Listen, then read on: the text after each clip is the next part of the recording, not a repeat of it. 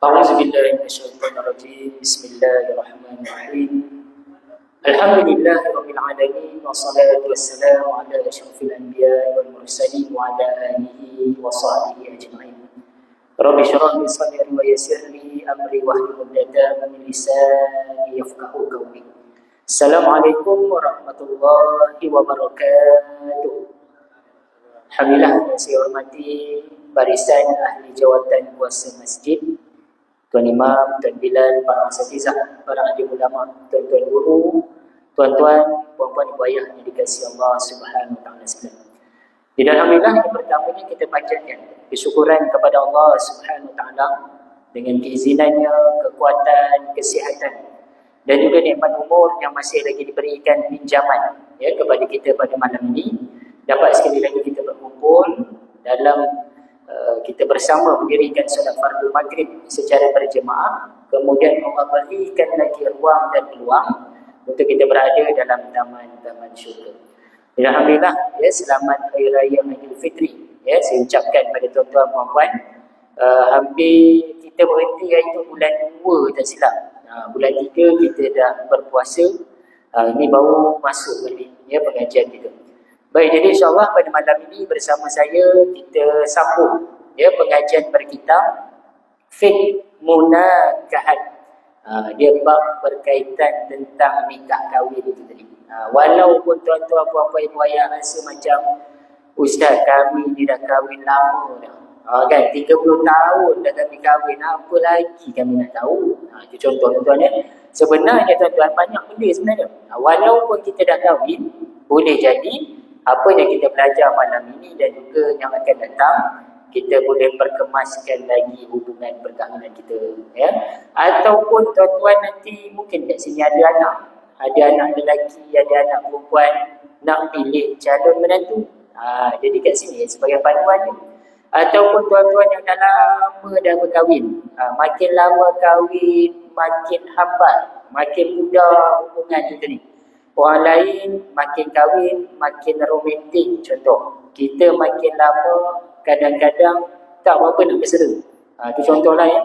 Masa awal kahwin dulu bukan main lagi. Dia punya cakap sweet. Orang panggil sweet lah ya. Manis je. Ya, orang kata nak marah tu tak sampai hati. Tapi bila dah lama sikit kahwin, ya Allah, marah tu dulu. Kan, lepas pada tu dah tak kamu lah. Itu contoh. Jadi benda tu penting untuk kita belajar. Jadi maksud kata di sini, bila sebut fiqh munakahat, bukan pada orang yang baru nak kahwin, yang dah kahwin dan yang bakal nak menerima menantu. Itu kita akan tengok. Kalau tuan-tuan ingat lagi pada bulan 2, saya dah kongsikan berkaitan satu bab yang hangat dulu, iaitu bab poligami. Itu bulan 2 itu. Mana yang tak datang dan terlepas, boleh tengok balik rakaman dia. Ya, dekat ni mesti ada kan. Ada rakaman di YouTube kan. Jadi boleh tengok. Itu yang bab kita dah selesai lah. Baik, jadi pada malam ni kita tengok mukadimah perkahwinan. Bab ni dah ke depan dah. Mukadimah perkahwinan ni yang dah nak kita sampai kepada perkahwinan dah. Apa yang kita nak buat. Baik, dikatakan dekat sini tuan-tuan, dalam fiqh al-manhaji, dalam bab munakahat ini dikatakan ada 3 langkah untuk mencapai matlamat perkahwinan, iaitu mencari sifat-sifat yang dikehendaki pada diri pasangan, melihat perempuan yang hendak dipinang dan peminangan. Jadi dari 3 pecahan untuk malam ni lah. Jadi malam ni mungkin sempat kita tengok apa yang ada pada diri pasangan masing-masing. Melihat perempuan mungkin hari Rabu nanti. Jadi bulan 3 ni, saya kira ambil 30 hari bulan ni. Nanti hari Rabu nanti kita ada sekali lagi jumpa. Yang itu kita masuk pula. Macam mana nak melihat perempuan. Bukan nak ajar spodek, itu lain. Ini melihat perempuan di sini maksudnya, kalau dah bertunang, nanti ada satu bab yang mana tuan-tuan diminta untuk lihat dulu. Jangan kita main ikutlah Ustaz, kalau dah ayah saya pilih, mak saya pilih, eloklah tu. Walhal dalam hadis Nabi banyak diriwayatkan supaya melihat dahulu pasangan yang hendak dipinang itu terlebih dahulu. Kenapa? Ada sebab. Nanti tuan-tuan yang ada kat sini anak lelaki, ada anak perempuan, kita akan tengoklah nanti bab melihat pasangan tadi. Baik, kita kata di sini mencari sifat-sifat yang dikehendaki pada setiap diri pasangan. Ya, penghayatan agama yang betul dan akhlak yang mulia. Ya, seperti mana disebutkan dalam hadis riwayat Imam At-Tirmizi, dikata apa? Apabila seseorang yang kamu redai agama dan akhlaknya datang meminang. Yang ini sekarang ni orang kita kadang-kadang terbalik. Ya, dia tengok, saya ni Ustaz, saya nak menantu saya gaji 5,000 dan ke atas. Tak kira lah. Yang penting gajinya sedap, pekerjaannya baik. Walhal agamanya, akhlaknya tu nombor 2, nombor 3. Itu hati-hati. Sebab tu kita tengok sekarang ni perceraian ni mudah sangat. Kahwin cerai kan. Kadang-kadang tak sampai setahun dah bergaduh. Ada. Sebab apa? Dia tidak meletakkan agama dan akhlaknya nombor 1. Sebab tu Nabi sebut, apabila seseorang yang kamu redai agama dan akhlaknya datang meminang, dia datang. Kerjanya biasa-biasa, itu maksud kata ada lah kerja. Maka dia kata apa? Kahwinkanlah dia. Jika kamu tidak mengahwinkannya, nescaya akan berlaku fitnah dan berleluasanya kerosakan di muka bumi. Itu pentingnya permudahkan hubungan perkahwinan. Ya. Kalau anak kita dah ada kata calonnya, bawa datang ke rumah kan, ataupun kita jemput dia datang ke rumah. Ya, kemudian kita lihat dia punya perwatakannya pun akhlaknya baik. Kemudian agamanya pun alhamdulillah lah. Ya, daripada sudut pemakaiannya, kita tahulah kat situ kita nampak lah gambaran agama ni. Kat situ dia kata apa? Janganlah ditunggu-tunggu lagi. Masuk kata insya-Allah ya, dia akan dipermudahkan. Baik, begitu juga hadis Rasulullah sallallahu alaihi wasallam. Nabi juga pernah riwayat Bukhari dan Muslim, Abu Dawud dan An-Nasa'i. Dia kata apa? Tungkahul mar'atul arba'. Ini rasanya tuan-tuan pun sedia maklum hadis ni. Lima liha wa lihasabiha wa jamaliha wa lidiniha fazfar bizatiddin taribat yadak. Seseorang perempuan itu dikahwini kerana 4 perkara. Tuan-tuan lihat pasangan. Ustaz, saya dah kahwin Ustaz. Contohlah kalau mana yang belum kahwin lagi kat sini kan. Ataupun yang nak mencari menantu nanti. Tengok 4 ni. Dia kata apa? Pilihlah kerana sama ada hartanya, keturunannya, kecantikannya ataupun agamanya. Tapi ditutup kat sini. Ya, maka pilihlah perempuan yang beragama kerana kamu memerlukannya. Kenapa tuan-tuan? Kalau dia tak ada agama, dia ada harta dia, boleh jadi dia jadi orang yang boros, orang yang kedekut, orang yang kikir. Kalau dia tak ada agama, keturunannya dia dibanggakan. Itu yang jadi mengagungkan keturunan. Dia kata kalau kamu bukan keturunan sekian, aku tak nak, aku tak terima. Itu contoh. Ataupun kerana kecantikan pun lama-lama makin muda. Tak ada orang yang makin lama makin cantik. Naik umur 40, naik umur 50 dah tak sama, dah masuk umur 15, 20 tahun kan. Jadi dia kata apa? Carilah agama. Jadi dalam mencari agama, tuan-tuan juga kalau dah dapat package harta keturunan cantik, itu rezeki lah. Kalau tak dapat tu pada tidak pun sedang mata memandang, ada agama insya-Allah, jaga elok, harta kita dijaga baik, keturunan pun nanti dibaikkan juga. Itu contoh. Baik, hikmah melebihkan yang mempunyai agama dan akhlak. Kita tengok sama-sama tuan-tuan ya. Kenapa agama nakkan kita ni hikmahkan memilih kepada agama dan akhlak? Hikmah pemilihan wanita yang beragama dan berakhlak kerana agama akan terus kukuh bersama-sama peredaran zaman. Sekarang ni lagi dahsyat tuan-tuan. Kita tengok kan macam-macam yang berlaku dekat media sosial. Skandal sana, skandal sini. Dia ada yang baru-baru ni kita tengok dekat media sosial, elok berpakaian ni tutup, tapi rupanya skandal dengan lelaki orang. Ada. Yang itu kita tak boleh nak kata walaupun dia menutup aurat, tetapi kalau agamanya tak dijaga, habis juga. Sebab tu kena pastikan agama dan akhlak tu seiring. Kalau dia ada akhlak dia baik, agama pula tak ada pun tak boleh juga. Jadi penting, akhlak pula akan terus mantap bersama hari-hari yang berlalu di samping pengalaman hidup itu tadi. Sebab tu ya, apabila setiap pasangan menjadikan agama dan akhlak sebagai asas pemilihan, ia lebih menjamin kelangsungan cinta dan kasih sayang yang berkekalan. Sebab tu bila kita ni kot kalau tuan-tuan kat sini yang dah ada menantu, Try lah sesekali suruh anak menantu kita jadi imam, ya. Tolak dia jadi imam. Kadang-kadang solat subuh kata kan, subuh paling takutnya dia doa tunda. Bila kita tolak dia tengok-tengok 3 rakaat dia. Kan terlajak pula satu kan. Bila kita tanya kenapa kamu ni Mat, tadi solat subuh lebih 1 rakaat. Kita ingatkan dia nak jawab tadi, minta maaf lah ayah, saya terlupa, saya ingatkan buat 2 rakaat, saya terlebih 1. Kita ingatkan itu jawapannya. Sekali dia jawabnya lain. Dah 3 gaya, saya ingatkan dah cukup 4. Sudah, lagi teruk tadi. Dia ingatkan 4 subuh tadi. Dah dahsyat tadi kan. Rupanya langsung tak tahu tadi. Dia kata sayang kat situ. Sebab itulah sebaiknya tuan-tuan, sesekali tu cubalah. Ya, maksud kata kalau ada di bawahnya datang orang lelaki kan, kita semua try test dulu tuan-tuan ya, supaya agama itu menjadi asas yang paling utama. Baik, hal ini tidak pula bermaksud bahawa manusia tidak perlu mengambil kira faktor keturunan dan kecantikan.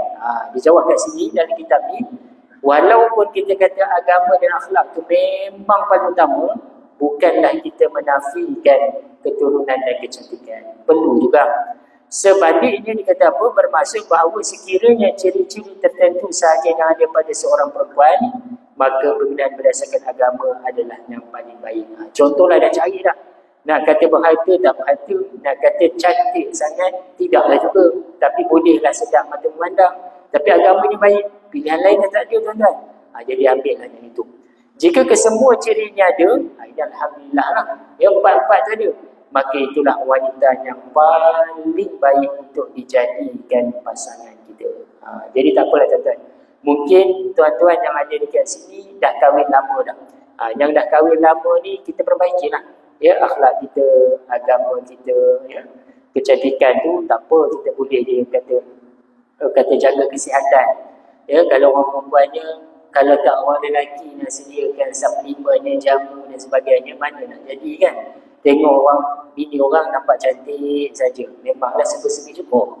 Bini kita kadang-kadang baru nak minta beli jamu, baru nak minta beli alat kosmetik, make up sikit. Jenuh liat sangat kita nak keluarkan duit. Macam mana nak jadi cantik macam tu? Jadi modalnya pada kita juga. Ya, tapi sekadar mengikut kemampuan yang kita ada. Baik, itu yang pertama tuan-tuan ya, iaitu pilih agama dan akhlak. Baik, yang kedua mengetahui keturunan. Ini penting juga. Ya, maksud keturunan ialah asal usul yang baik dan mulia. Tapi sekarang ni orang kata, dalam kita tengok media sosial kan, kata apa, jangan dikenang kisah yang lalu. Kan ada biasa ayat orang pakai kan, simpan sajalah, jangan ditanya kisah-kisah lalu dia. Sebenarnya penting tuan-tuan, sebab daripada darah keturunan itulah yang akan mencorakkan seseorang itu tadi.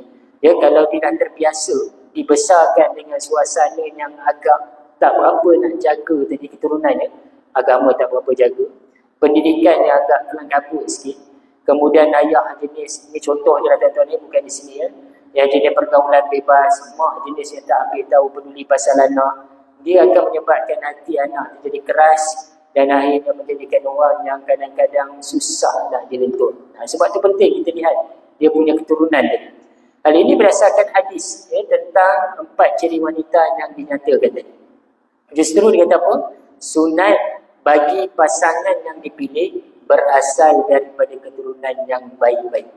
Paling tidak pun yang jenis kita tahulah, dia jenis orang yang baik, ya, jenis orang kaki masjid, mak ayah dia, jenisnya orang yang terlibat dengan aktiviti orang kata masyarakatnya baik. Kita tak nak orang yang duduk terpencil, tak nak bergaul dengan orang, anak-anak dia pun kita tak tahu macam mana. Hanya itu tuan-tuan boleh fikirkan. Ya. Dia kata apa? Apabila dicintai, dia memuliakan pasangan, dan apabila marah, dia tidak pernah berlaku zalim. Ini yang baik keturunan tadi. Ya. Sebab tu kadang-kadang kalau kita lihat awal-awal lagi, kalau dia dah ada ciri-ciri sifat panas barat, itu awal-awal kita boleh buat pilihan tuan-tuan ya. Belum apa-apa lagi meja terbalik dah. Kan pergi keluar makan, kan pergi keluar makan tengok perangai lebaran sungguh. Kat sini tuan-tuan ada pilihan. Ya, sebab jangan kata ustaz, mungkin itu jodoh saja. Sebab belum tentu lagi tuan-tuan, selagi belum akad nikah, selagi itulah tuan-tuan puan-puan ada hak untuk memilih. Sama juga dengan anak kita. Selagi mana anak kita belum dikahwinkan, kita tengok dah belum apa-apa di tangan kan anak kita. di Lembang contohlah, ya, ataupun barat dan tentu pasal. Yang ini tuan-tuan fikir-fikirkan. Sebab kalau sebelum pun dia boleh buat macam tu, lepas kahwin, na'udzubillah min zalik, mungkin lebih lagi dahsyat.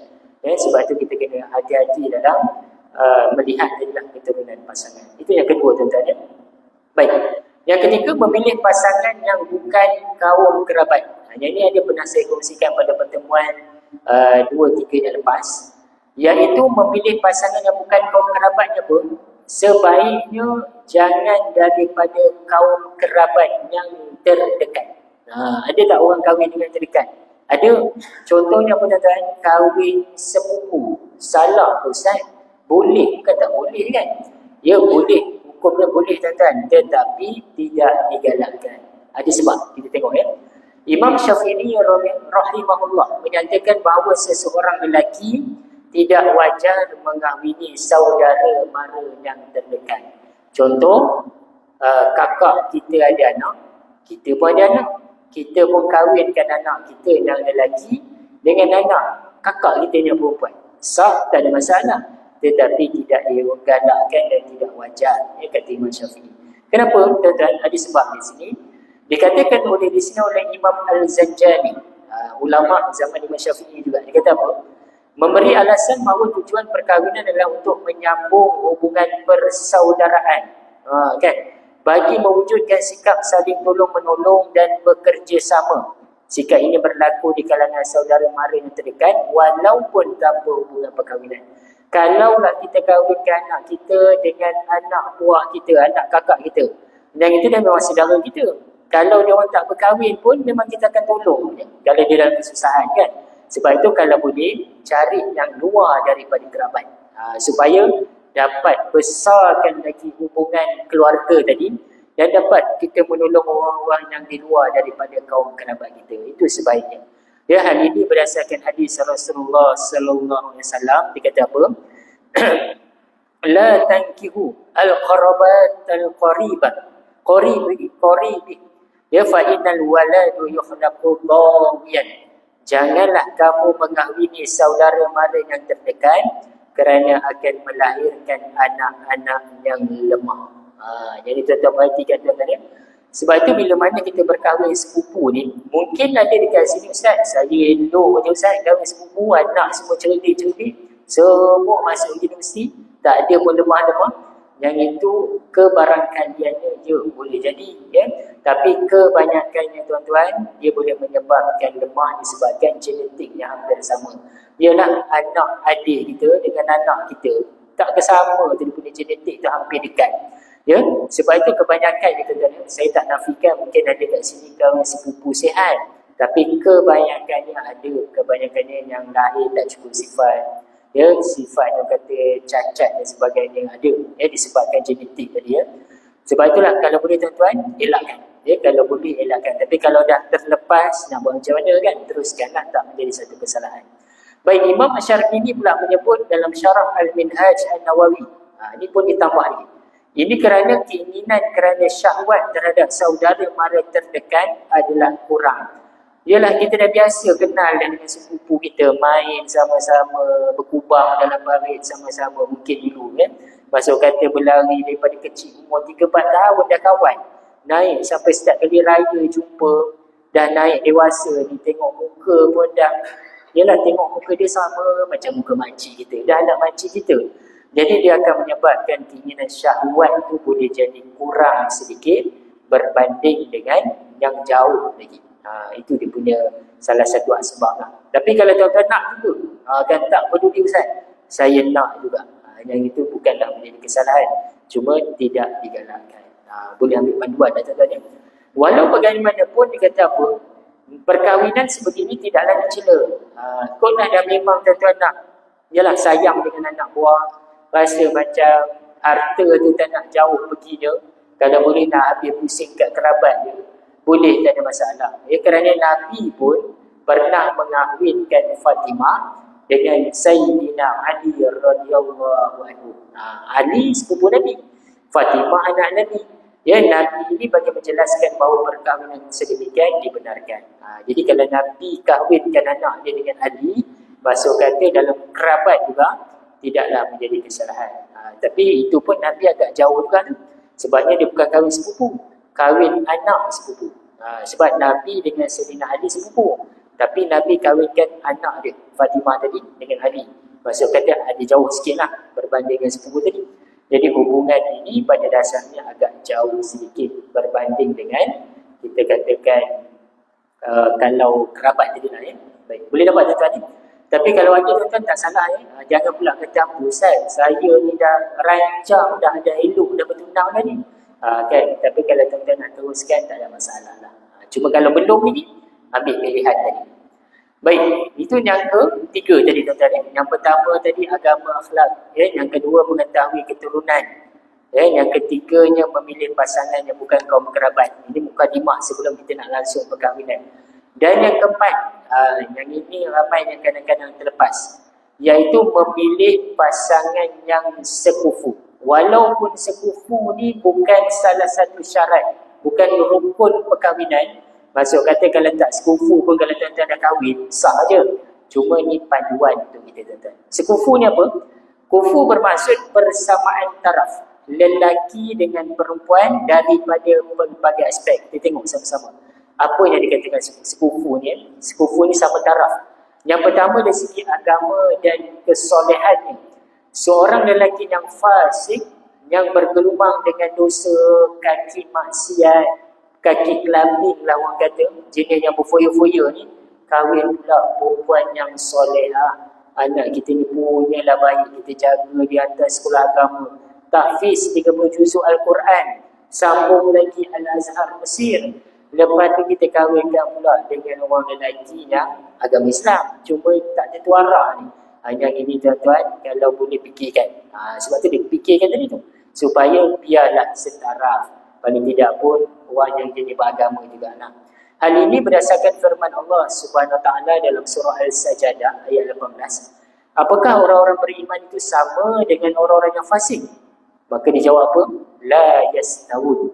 Ya, mereka tidak sama. Jangan kita menyiksa anak tadi. Kesian dia, elok-elok dah pakai labuh, dapat suami yang tak keruan, disuruh dia buka tudung. Ataupun disuruh dia pakai pakaian yang ketat. Ataupun yang seksi. Dia kata, abang tak suka lah kamu pakai labuh-labuh ni. Sakit mata. Kan dah terpaksa-paksa bergaduh. Jadi huru hara sikit tuan-tuan ya. Sebab tu kalau boleh, elakkan. Ataupun orang lelaki ni soleh. Kan, imam, Bilal. Dapat pula perempuan, ini contoh bukan di sini, tempat lain kata dia. Na'udzubillah min zalik lah ya. Jenis yang kaki kelab malam. Ya, cuma mungkinlah kita dengan alasan kononnya. Kata apa Ustaz, saya kahwin dengan dia sebab saya nak didik dia. Saya nak pastikan dia boleh berubah. Kalau tuan-tuan kuat, insya-Allah berjaya. Takut nanti tak kuat. Sebab tu ada pilihan tadi. Kalau tuan-tuan rasa macam tak pusat, saya rasa saya boleh ikut nak didik dia. Belum tentu. Sebab kita tak tahu kerasnya hati dia. Kerasnya kepada dia tadi. Mungkin mula-mula dia kata dalam keadaan dia nak kahwin dengan kita tu, hati manusia ni berbolak balik. Nanti kena pula bergaduh, keluar malam, dia lari, tahu-tahu dia ada lagi sekalian, kita juga yang pening kepada. Sebab tu untuk mengelakkan sesuatu perkara yang tak baik di kemudian hari, buatlah pilihan daripada awal. Kalau boleh cari sekufu, cari yang sekufu dulu. Ya, melainkan memang dia dah berubah. Ataupun dia dah memang nak kembali ke pangkal jalan. Itu lain cerita tuan-tuan ya. Baik, itu yang pecahan yang pertama lah. Agama dan kesolehan. Kalau boleh cari yang sekufu. Baik, yang kedua pekerjaan. Seseorang yang mempunyai pekerjaan bertaraf rendah. Seperti mana disebut dalam kitab itu tuan-tuan ya. Tukang sapu, tukang bekam, pengembala ternakan, pencuci tandas adalah tidak sekufu mengahwini anak perempuan seorang ilmuwan, hakim ataupun ahli perniagaan. Kan? Tapi dia bukan syarat wajib, tuan-tuan, dia bukan rukun. Cuma Imam Syafi'i bagi garisan supaya nak bagi kita ni tak ada orang kata sulitlah, berat sangat nanti di kemudian hari. Kenapa tuan-tuan? Sebab ni contoh je lah tuan-tuan. Kita ni pekerjaan, bukan saya nak kata pekerjaan yang saya sebut ni semua pekerjaan yang tak baik, elok semuanya pekerjaan yang halal, cuma level taraf tadi. Ya, contohlah kita ni kerja biasa-biasa, dapat pula orang rumah grade 54, pengarah contohlah. ataupun tahap jusa lah katakan, anak dara anda tu lah katakan, kita ni kerja biasa-biasa, jadi kita pun kahwin dengan dia. Mula-mula mungkin dia kata normal, dia kata abang jangan risau lah, saya tak pandang harta sebab saya dah ada dah kereta, saya dah ada dah rumah. Kan saya nak kahwin dengan abang ni sebab nakkan ada pasangan, sebab saya nakkan teman. Kita mungkin dengar seronok macam ni untuk, kan orang kata apa, cuci kaki je, rumah dah ada, kereta dah ada kan, duit pun banyak dekat bank orang perempuan, apa lagi aku nak. Itu contoh tuan-tuan, kita pun kahwin. Kan mula-mula memang okey tuan-tuan. Naik tahun pertama alhamdulillah bahagia, indah hidup dirasakan. Naik tahun kedua, naik tahun ketiga, tiba-tiba berlaku pergeseran. Contohnya gaduh sikit. Tuan-tuan, bila bergaduh ni kadang-kadang dia dah lupa dah segala benda-benda janji ni semua. Apa yang berlaku? Dia mula mengungkit. Ini dah takut. Orang lelaki bila diungkit, dia akan jadi macam down sangat tu, rasa rendah di antara orang lelaki tu. Dia akan kata apa? Abang jangan lupa, rumahnya rumah saya, kereta yang abang guna tu pun nama saya juga, duit yang nak bagi tiap-tiap bulan ni saya juga yang tanggung abang. Mula-mula mungkin kita boleh sabar, bila naik dah lama-lama hati pun rasa panas, lama-lama dia akan menjadi keruh hubungan kekeluargaan, hilang respect, hilang hormat, dianggap kita ni dah macam bukan suami. Akhirnya apa?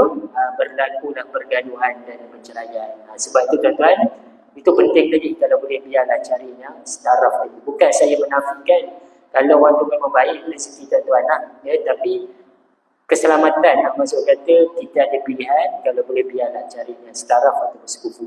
Yang ini disebut oleh Imam Syafi'i awal lama dah tuan-tuan, 100 tahun dulu lagi. Tapi andai kata memang dia memang tak kisah, memang kita tahu orang yang baik akhlaknya, hanya itu tuan-tuan, jagalah sebaiknya. Kalau dapat macam tu lah, itu rezeki lah tuan-tuan.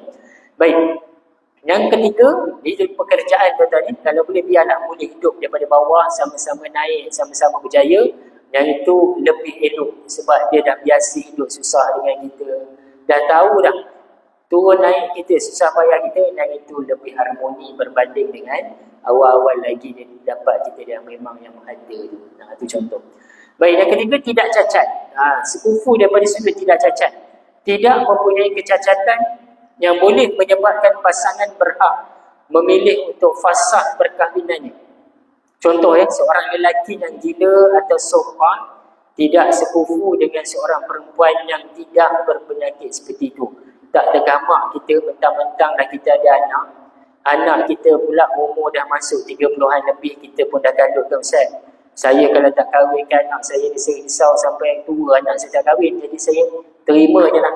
Mana-mana lelaki yang 3 suku ke, ataupun kurang siuman ke, janji dia kahwin, lega saya. Contoh tuan-tuan.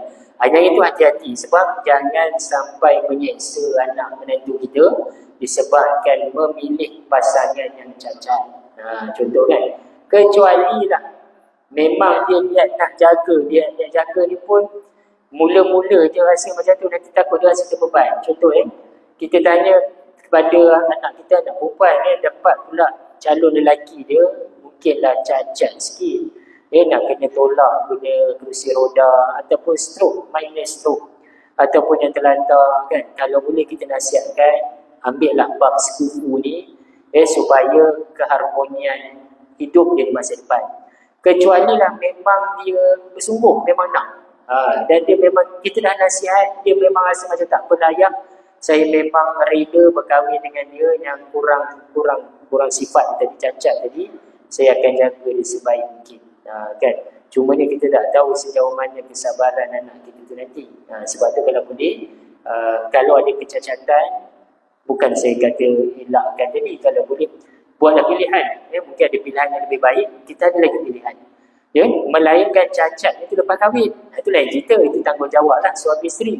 Ni sebelum kahwin dah memang ada cacat. Contoh dalam kitab yang menyebut dah ada gila, sombak, ataupun ada sawan yang tidak boleh sembuh, kena bulan dia elok-elok, kena bulan sawan dia datang habis, kan, macam gila dan sebagainya. Yang itu sebaiknya dielakkan. Itu sebaik. Baik, sekufu dalam perkahwinan ialah hak isteri dan wali. Dekat sini dalam kitab ni, hak perempuan dan wali. Maksudnya tuan-tuan yang akan jadi bapa mertua ni ada hak untuk memastikan anak tuan-tuan tadi dikahwinkan ke ataupun tidak. Boleh pilih. Walaupun kufu bukannya syarat sah nikah. Walaupun kufu ni bukan syarat sah, bukan rukun, tapi dia menjadi satu keutamaan dalam jumhur fuqaha yang mana menganggap sekufu adalah merupakan salah satu daripada syarat-syarat yang dititik beratkan. Tapi kalau setakat benda-benda yang ringan, jerawat dia, contohlah jerawat besar jerawat batu, takkanlah itu pun kita nak kira kan. Yang ini cacat-cacat yang kekal ni lah. Ya, ataupun dia ada 3 serangkai kencing manis tinggi, itu kena tengok juga lah. Ya, ataupun dah kena dialisis dah pun. Contoh jenuh, isteri anak kita pula susahlah nak mengatur unsur natur dia tadi. Kalau ada pilihan yang lain, insyaAllah cubalah untuk ikhtiarkan pilihan yang lain tuan-tuan ya. Baik, tetapi dia kata apa? Perlu mengelakkan perkara yang buruk terhadap isteri dan para walinya dan menjamin kelangsungan hidup suami isteri. Hal yang demikian adalah kerana pasangan yang sekufu mempunyai cara hidup yang tidak berbeza dan boleh diterima. Macam saya sebut tadi lah. Ya, maksud kata pekerjaannya pun sama level, kehidupannya pun kata tidak cacat tadi, bolehlah kehidupannya dengan keadaan yang baik tadi. Sebab tu kalau terlalu jurangnya jauh sangat, takut nanti menjadikan kesusahan dan kepayahan, kerelaannya pun tiada dan menyebabkan perkahwinan itu jadi tak berapa nak harmoni tadi. Kalau boleh, buatlah pilihan tuan-tuan sebaik mungkin. Ini kerana sekufu merupakan hak perempuan dan walinya. Sekiranya mereka redha menggugurkannya, maka ia tidak perlu dipertikaikan. Redha ni maksudnya apa tuan-tuan? Dia tak kisah. Tak apalah ayah, saya sanggup je sebab saya pun rasa baik orang tu. Cuma dia tak boleh jalan je, kena guna kursi roda, saya dah tolak dia. Contoh kan, ada je saya tengok orang kahwin, isterinya sihat, elok. Kata suami dia kurang upaya, OKU sikit lah. Mungkin OKU penglihatan, OKU pendengaran. Tapi dia nak. Alhamdulillah bahagia. Tak ada masalah lah, maksudnya dia redha. Tapi kalau ada pilihan, sebaiknya buat pilihan. Ya? Hal ini berdasarkan hadis Rasulullah SAW kata apa? Pilihlah tempat yang baik untuk meneruskan keturunanmu dan kahwinkanlah mereka yang sekufu dan kahwinkanlah mereka. Jadi tuan-tuan yang ada kat sini, sebagai seorang ayah, mungkin ada anak 5-6 orang yang belum kahwin lagi, cuba ceklah daripada sudut pekerjaannya, daripada sudut sifat kesihatan dia dan sebagainya. Boleh tuan-tuan ya? Baik. Yang seterusnya, selain daripada sekufu, mengahwini anak dara. Yang ini pun tuntutan sebelum berkahwin, pastikan kalau boleh. Rasulullah SAW dia sangat menggalakkan pemuda lah tuan-tuan, pemuda-pemuda yang ada kat masjid ni. Mungkin ada yang tak kahwin lagi kan. Kalau boleh cari dulu anak dara. Cari anak dara dulu.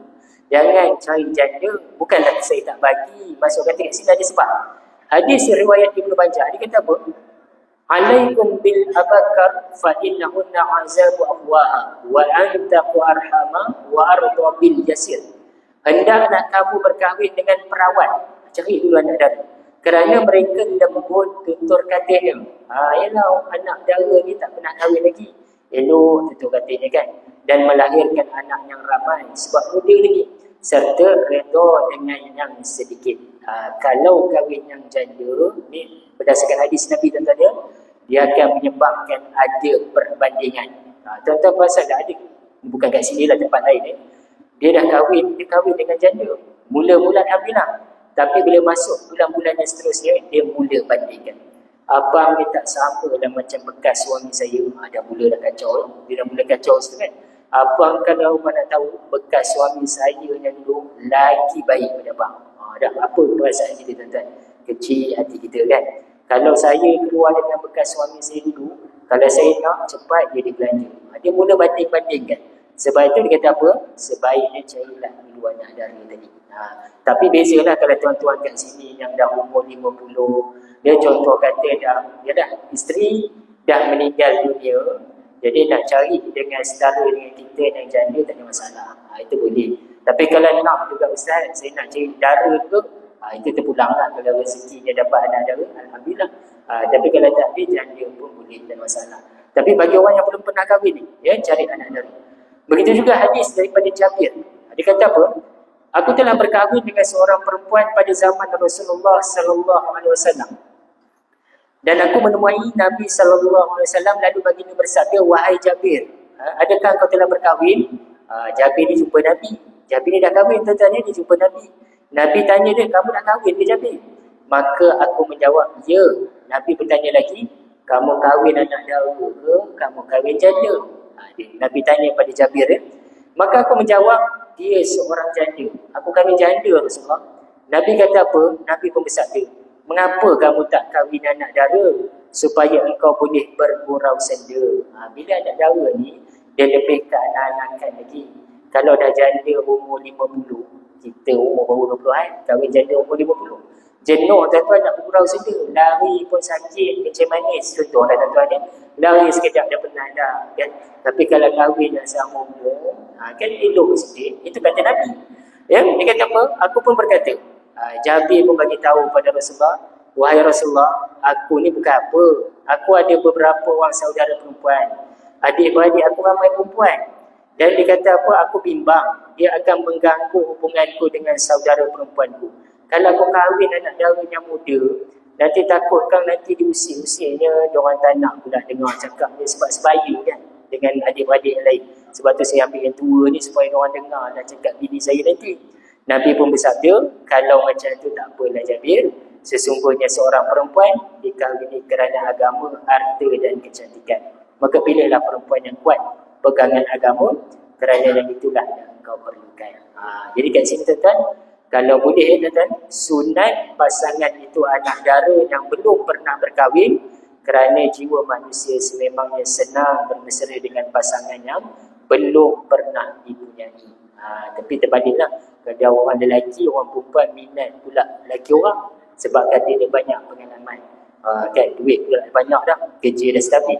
Itu terbaliklah. Tapi kalau orang lelaki, sebaiknya sunahnya carilah yang perempuan yang dara lagi. Ya? Tapi kalau dah jodoh, dah rezeki tuan-tuan, kita tak dinafikan tuan-tuan ya, dah rezeki kita, takdirnya jodohnya dengan janda, tak apalah. Paling tidak pun jaga hubungan tersebut. Baik, yang terakhir tuan-tuan, yang penutup malam ni lah. Nanti kita sambung lagi bab yang seterusnya, had, pandangan melihat. Yang terakhir dia kata apa kat sini, sebelum berkahwin juga, kalau boleh kahwinlah perempuan yang subur. Seorang perawan dikenal pasti kesuburannya melalui kaum keluarga. Cuma sekarang ni susah sikit. Orang dulu nak tahu dia subur ke tak subur, tengok anak dia berapa. Kalau kita tengok adik-beradik dia ramai 12 orang, insyaAllah jenis yang beranak tu. Jenis anak ramai. Sekarang ni kalau kita tengok, ramai orang 3 pun dah rasa banyak dah. Itu pun kadang-kadang 2 pun dah rasa macam cukup lah Ustaz. Tak mampu dah kan lagi kan. Jadi susah sikit kita nak tengok. Begitu jugalah seorang lelaki nak tahu dia subur ke tidak melalui kaum keluarganya. Berdasarkan hadis Nabi, kahwinlah perempuan yang subur dan penyayang, kerana aku berbangga denganmu terhadap umat yang lain pada hari kiamat kelak. Nabi suka maksud kata kepada pasangan yang kalau boleh banyak anaknya, dan juga jenis suka pada budak-budak. Jadi sebelum kahwin tu boleh tanyalah. Ya, nanti kalau kita kahwin ni agak-agak ni nak berapa anak ni? Saya tak kisahlah. Kalau takdir Allah 10, saya 10 lah. Itu rezeki lah tuan-tuan ni. Maksud kata jenis yang tak kisah untuk mempunyai anak yang ramai. Itu sebaik. Baik, jadi Alhamdulillah itu dulu untuk setakat malam ni tuan-tuan. Nanti kita sambung hari Rabu nanti. Rabu nanti kita sambung lagi. Melihat pasangan. Tahap mana kita boleh tengok kat mana, dan juga siapa yang kita boleh tengok ni, had batas mana yang kita boleh tengok pada pasangan yang kita nak kahwin nanti. Itu kita sambung pada pertemuan yang akan datang ya. Baik, jadi insyaAllah itu dulu sekadar yang boleh saya kongsikan. Semoga menjadi panduan ya pada tuan-tuan puan-puan yang ada bakal anak menantu nanti. Gunakanlah tips-tips panduan ni sebelum memilih pasangan. Dan pada yang belum berkahwin dekat masjid ni, gunakanlah sebaiknya tips ini supaya dapat pilih pasangan yang terbaik dalam kehidupan kita. Baik, jadi saya sudahi dengan wabillahi taufiq wal hidayah. Wassalamualaikum warahmatullahi wabarakatuh. A'udzubillahi minasyaitonir rajim. Bismillahirrahmanirrahim. Alhamdulillahirabbil alamin wassalatu wassalamu ala asyrofil anbiya'i wal mursalin wa ala alihi washabbihi ajma'in. Rabbana zalamna anfusana wa illam taghfir lana wa tarhamna lanakunanna minal khasirin. ربنا عليك وتوكلنا وإليك أنبنا وإليك المصير. وصلى الله على سيدنا محمد وعلى آله وصحبه وبارك وسلم والحمد لله رب العالمين.